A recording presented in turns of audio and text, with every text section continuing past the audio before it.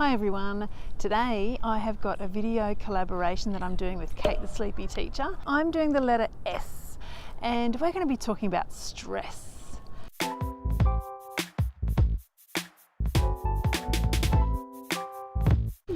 We're doing the alphabet advice that Kate's been doing, the series, and how awesome has it been? I'm doing the letter S.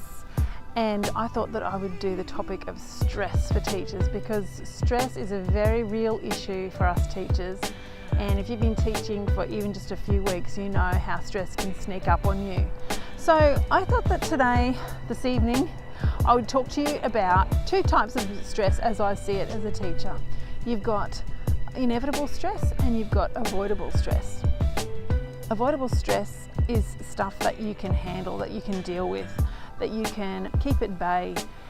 The best way to handle this kind of stuff is to get on top of your deadlines, to know what your calendar is, to know what the expectations are, to make sure you read everything that comes across your desk, to be informed, to communicate, to be on top of your game basically.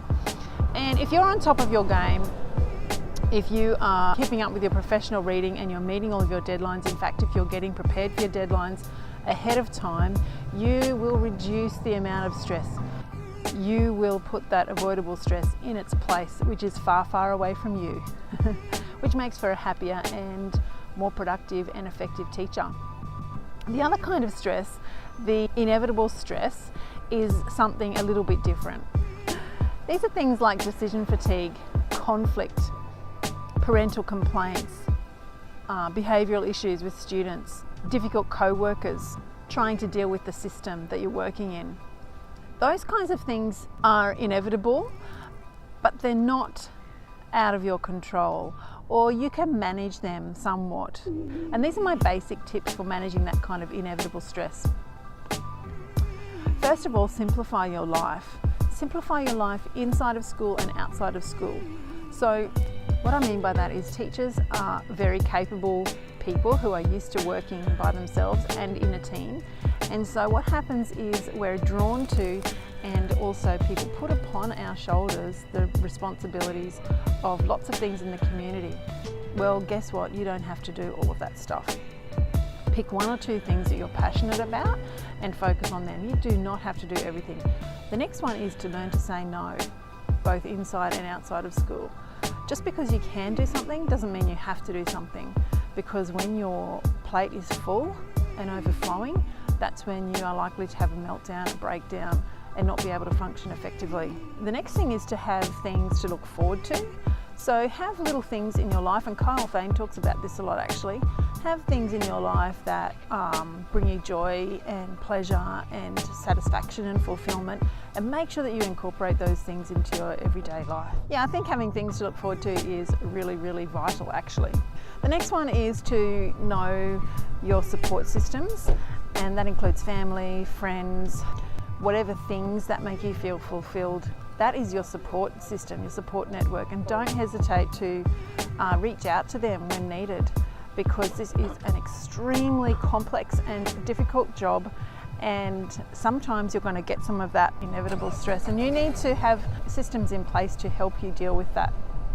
I just want to finish with this thought. You are only human. Be kind to yourself, and if you're overworked and overstressed, you can't function to your optimal level. Treat yourself well, and give yourself advice that you would give to your younger, like if you had a child going through some of the difficulties or the stresses that you have, what would you say to that child? And take that advice. Anyway, you guys, make sure you go and check out Kate the Sleepy Teacher's video. She has excellent videos and I really love watching her channel, so make sure you subscribe to her channel. I'm going to link her video in a card up above me, or maybe to the side of my head right now, and also in the description box below this video. So I am now going to go and join my family. It's Friday night, Friday evening. I'm going to go and join my family for burgers over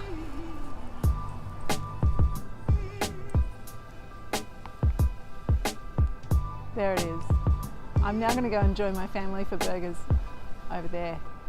Have a great weekend.